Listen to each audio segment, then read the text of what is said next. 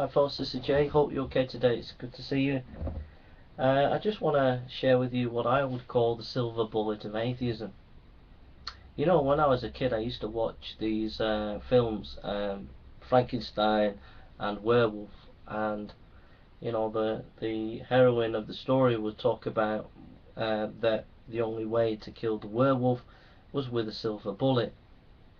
And I think the main bullet for atheism, the silver bullet, is on the issue of morality.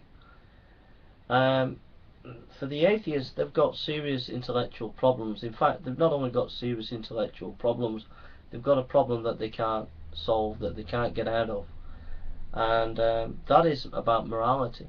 You see, with the Christian position, there is a boundaries within the system. There's a boundary of what is right and what is wrong. There are boundaries of checks and balances, so that, you know, it talks about if you do not love your brother, then you're not a Christian.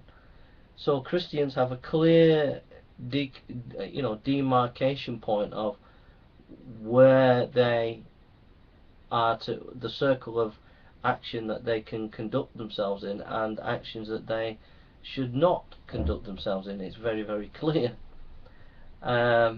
Whereas the atheist doesn't have that. There's no boundaries. There's nowhere to say what is right and wrong. And so what that means in an atheist position is theoretically possible to engage in any kind of immorality and not have a problem with it. So it's theoretically possible for an atheist to have a marriage with 3 women, or a marriage with 3 men, or a marriage with 4 men or 4 women as one unit.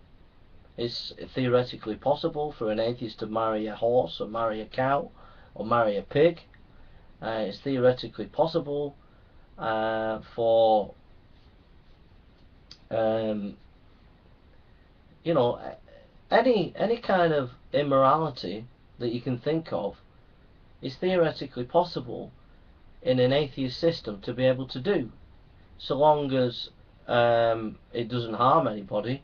Is okay. So from an atheist perspective, so you know, having sex with a wine bottle, you know, it might not affect anybody, it might not bother anybody, so you could do it as an atheist. But at the end of the day, you leave yourself open to immorality and practices that are just not godly and not going to do you any good spiritually, and are basically wrong. So that's the first thing. There's no boundaries. You know, if there are boundaries, they're only social norms, and social norms can change. And if there are any boundaries at all, it's because you have a conscience, and that's what that proves that Christianity is true, because it tells you that there's a general morality of right and wrong that's existed throughout history. And you know, if you have a boundary, is down to your conscience, and that universal morality of having respect for human beings is implanted there, which is a complete proving of your atheism completely wrong if you do have boundaries.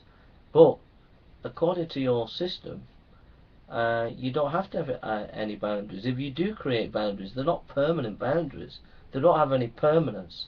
They can change from year to year, month to month, and if they don't change, then that proves that morality, there's a kind of general, always is there morality.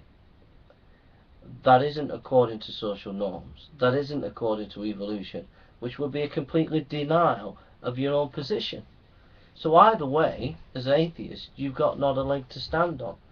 And then there's the whole issue about nature, that nature doesn't say anything about morality, and yet you as an atheist base your morality on nature, which is crazy. You can't build a morality that way. And all the talk about, well, morality is based on biological function is just nonsense, because if morality was just a biological function, then you couldn't talk metaphysically about love, or you couldn't talk metaphysically about kindness, or any of these things, it would end it all.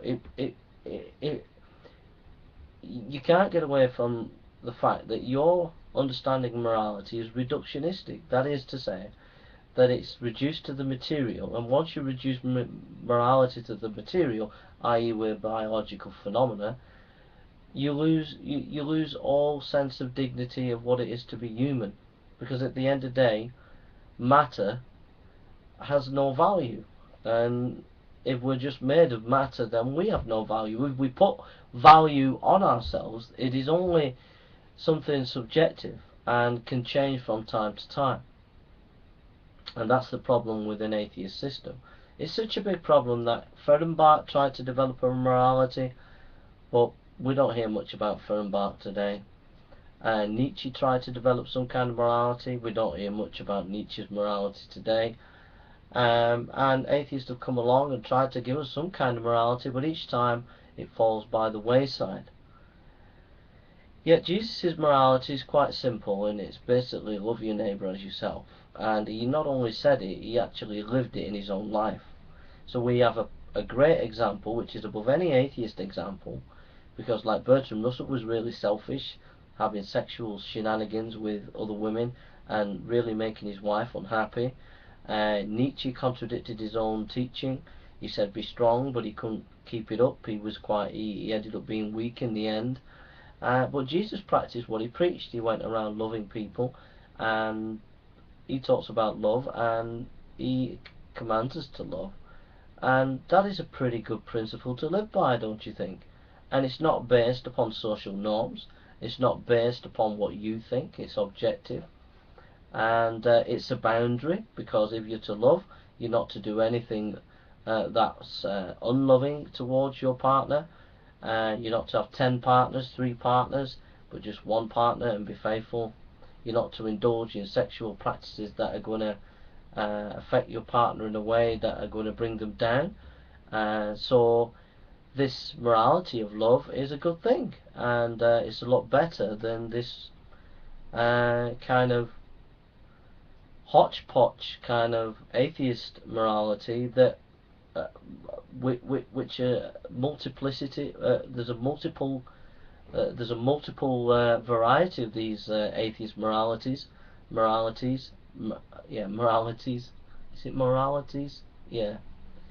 And I just think there's no one voice, and each one of them falls down, and they're reductionistic, i.e. they are based on scientific models, on the basis of matter, and everybody knows that you can't develop morality from that. No one can explain, can a rock love? And if we're just biological phenomenon, then we're just matter, and we're no different from rocks. Even if we say we are, we're just matter.